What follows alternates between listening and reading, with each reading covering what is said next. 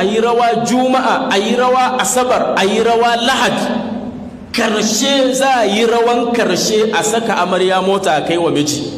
Ba ayan Kur'ani, ba hadisi, ba nasiha, ba wani babban mutum da zai yi nasiha, ba kamar an tattara amarya da shaidanun duniya an suke wa mijin. Kai ya kake gani wannan aure za ta yi albarka?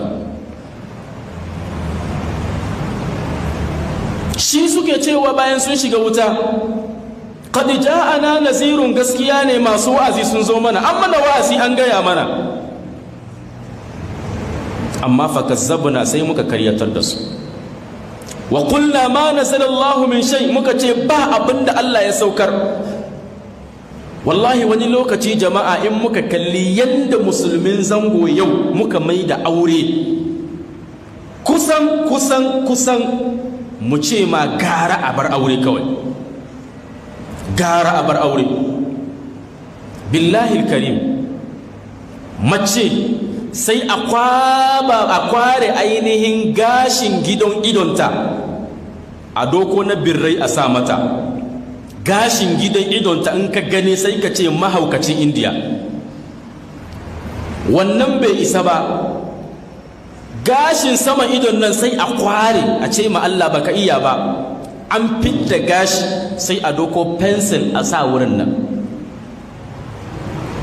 Idan an kare, yanzu mai makeup za ta zo ta yi makeup 3 ko 7 inches, kuma tun yayi kala daban-daban, wuyan wani kala daban, hannayen wani kala daban, ga huskan nan yayi jakwai kamar salon mangu da ya nuna.